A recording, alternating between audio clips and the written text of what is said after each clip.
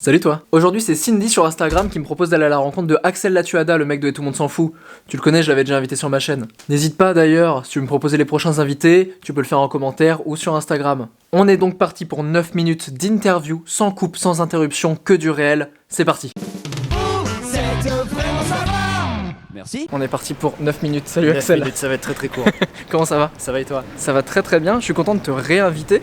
Parce qu'on a déjà fait un 5 questions sur Watt qui dure 30 minutes je crois. Ouais, un truc comme ça. Ouais. Et donc là je me suis dit vas-y je te réinvite mais cette fois-ci on fait 9 Tu fermes un peu minutes. ta gueule, voilà, et tu C'est fais ça. court et précis. Merci, d'accord.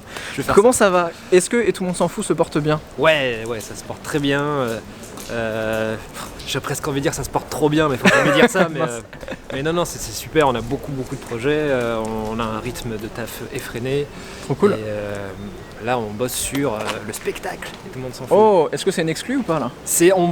Oui, c'est une exclue. Ah, d'accord, Ouais, ok. on l'a pas encore communiqué dessus. Très bien, mince, Ouais. du coup tu vas me dire le publie pas tout de suite Non, la vidéo. c'est bon. tu D'accord, peux. ok. Ouais, on commence, Spectacle et tout ouais. le monde s'en fout, trop Ouais, bien. à la rentrée. Trop cool. Ouais, 40 dates. Ah oui, d'accord, donc on démarre pas sur. Je ne suis jamais monté sur scène de ma vie. Voilà. Comment ça se travaille un spectacle? Bah, comme tout ce qu'on travaille depuis le début, c'est-à-dire en paniquant, en courant, en faisant des tours, en perdant des plumes, en faisant mon Dieu, on n'a pas le temps. Et Ok. voilà. Donc Trop nous, bien. on continue de bosser comme on fait depuis le début, c'est-à-dire qu'on est toujours trois auteurs avec Marc et Fabrice. Et, Ouais. Oui, c'est une vraie team là, pour le coup, vous gardez la même team. Ouais, et- tout à fait, ok. tout à fait. La dernière fois tu m'as parlé de la solitude. Ouais. Je sais pas si tu te rappelles. Tu vois, Comment ouais, je m'en ça souviens. se porte? Euh, Est-ce que tu t'es réconcilié avec la solitude ou pas du tout? Ouais, de plus en plus.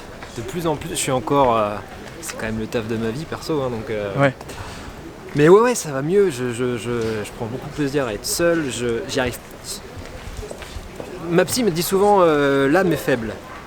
D'accord. Ce qui veut dire que t'as beau faire tous les efforts que tu veux quand t'as trouvé les choses qui n'allaient pas dans ta vie et que tu commences à mettre des choses en œuvre pour les régler, Ouais. si tu perds un tout petit peu ta vigilance, bim, tu retournes dans tes anciens Ouais. réflexes. C'est-à dire et que tout, tu mets quoi. beaucoup de temps à travailler et à acquérir un truc et tu mets encore plus de temps à le reperdre. En fait, c'est que tu mets beaucoup de temps à créer une nouvelle réalité dans ta vie. D'accord. C'est-à-dire que ça demande de la répétition et ça demande du temps en fait. Et c'est pas grave de pas y arriver tout de suite, c'est ça surtout qu'il faut se dire quoi. Mais c'est du taf. Mais ça va, je suis en route. Cool. Il y a un truc qui est intéressant avec la solitude, c'est que c'est à double tranchant. T'as un truc où moi j'ai réalisé hier, je réalise régulièrement ça, mais à chaque fois que je le réalise, j'ai l'impression que c'est un nouveau truc, que la solitude, t'as un truc qui est très cool parce que ça veut dire que t'es le seul décisionnaire, t'es le seul maître dans toutes tes décisions de Oui, vie, c'est-à-dire il n'y a tout à que fait. toi qui décides.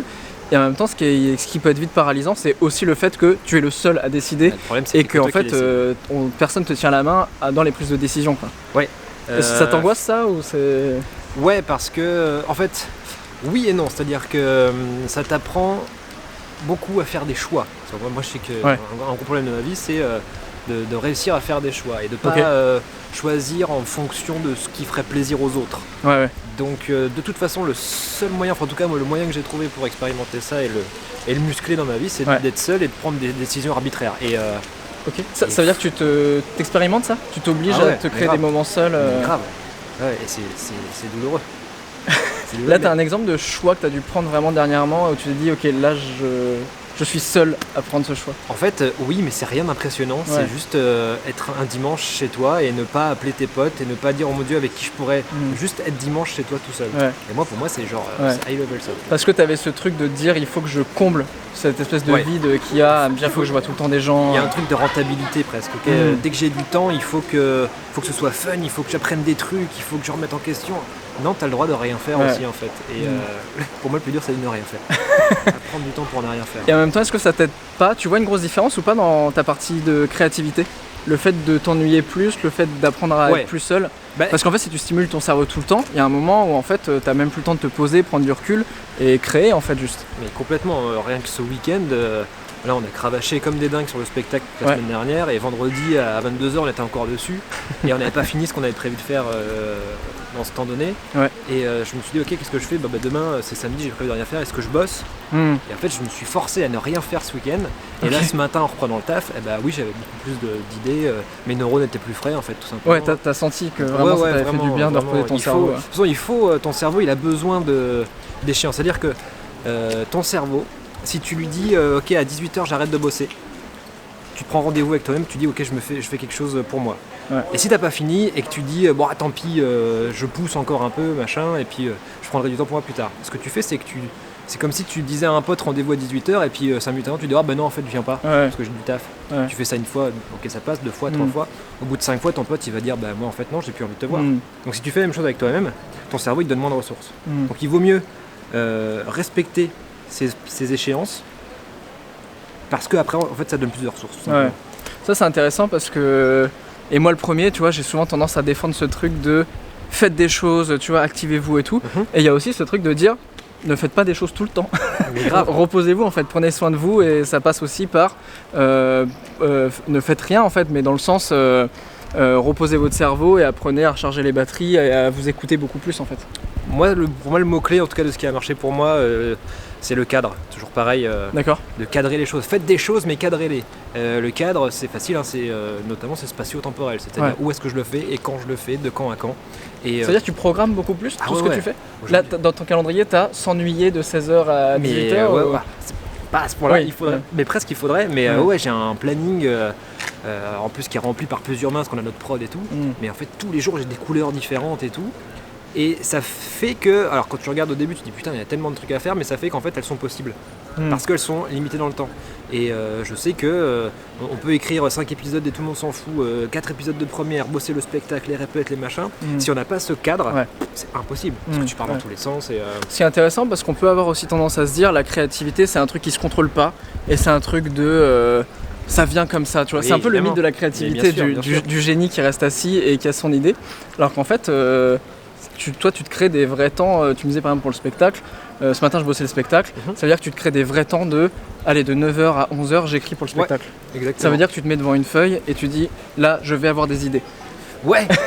C'est pas si immédiat mais oui ça marche comme ça. Mais je crois que ce truc d'artiste maudit où la créativité vient du ciel ou je sais pas quoi, c'est surtout une bonne excuse qu'on se trouve pour justement ne pas avoir à créer parce qu'on peut se dire facilement ouais bah c'est tout je l'ai pas, je suis pas créatif, mais c'est faux en fait, c'est juste du taf et plus tu te cadres encore une fois et plus c'est facile à faire quoi donc faut pas avoir peur du vide, faut pas avoir peur du cadre parce que moi j'avais peur du cadre parce que je me disais c'est l'exact contraire de la liberté et je crois que je répète ça dans toutes les interviews que je fais mais le cadre moi ça m'a permis d'être beaucoup plus libre quoi vraiment parce que le cadre le secret du cadre c'est que tu peux le bouger à n'importe quel moment parce que c'est toi qui le décides par la plupart du temps bien sûr. Ça fait 2 ans que Tout le monde s'en fout existe, ça 2 ans et demi 2 ans et demi maintenant. Quelles sont les évolutions? Est-ce que vous avez l'impression de tourner un peu en rond dans les thématiques ou est-ce que là vous donnez stratégiquement d'autres directions, d'autres thématiques Là tu vois ce qu'on vient de faire après la fin de la 2e saison, c'est qu'on vient de tout remettre en question. Ah oui, parce qu'on a vu qu'à la fin de l'année là on avait un peu moins de vues, on avait moins de partages, etc. D'accord, ok. Donc vous faites attention à ça. On est hyper. Et là en fait ce qu'on a fait c'est qu'on est au lieu d'évoluer, parce qu'on a essayé de faire évoluer le truc, de partir dans tous les sens, on est revenu à la base. Et là on a fait un épisode beaucoup plus classique sur les seins et qui a cartonné. Bon, le sujet a aidé aussi, mais disons que nous on est revenu aussi à nos fondamentaux. Mais c'est que ça répondait aussi à un truc que les gens attendaient quoi. Ça c'est intéressant. Mais bon, c'est toujours pareil, il y a tellement de paramètres. Le succès, c'était ça se calcule pas quoi. Mais c'est toujours les entreprises qui veulent faire le buzz. Exactement. Comme si c'était un truc qu'on pouvait vraiment calculer à l'avance. Et si c'était si simple, on ferait tous le buzz. Tout à fait. Il y a une recette. Il reste moins de 1 minute. Je te laisse la caméra et je te laisse en impro total à dire ce que tu veux. Est-ce que c'est un truc de dev perso que tu as appris? Est-ce que tu veux faire de la promo? Ouais, vas-y, moi j'ai un truc en ce moment, c'est que moi avec Tout le monde s'en fout, je suis devenu écolo, féministe, machin, je me suis collé plein d'étiquettes sur la tronche. Et en fait, quand tu te mets plein d'étiquettes sur la tronche, au moment, tu vois plus parce que tu as des étiquettes sur la tronche. Donc, moi en ce moment, je m'enlève mes étiquettes et la seule que j'ai envie de mettre sur la gueule, c'est mec en galère qui essaye d'être bienveillant avec lui-même et son environnement. Voilà, c'est la seule chose que j'essaye de faire dans ma vie en ce moment. Voilà, si ça peut être un conseil, si ça peut aider les autres, ça aide bien à pas culpabiliser et à se sentir mieux dans ce monde qui est un peu mal barré quoi. Trop bien, c'est le mot de la fin parfait. Merci beaucoup d'avoir accepté cette invitation. Avec grand plaisir. Dites-moi si vous voulez qu'on fasse une vidéo. Oui, abonnez-vous parce que quand même c'est bien. N'hésitez pas. Il est bien ce jeune homme. En description, je vais mettre évidemment la chaîne de Tout le monde s'en fout. Vous en avez moins besoin que moi, mais on sait jamais. Il y a des gens qui peuvent découvrir aussi. Dites-moi quels invités vous voulez voir sur 9 minutes avec. Et on se retrouve très vite pour une prochaine vidéo. Salut! Yo!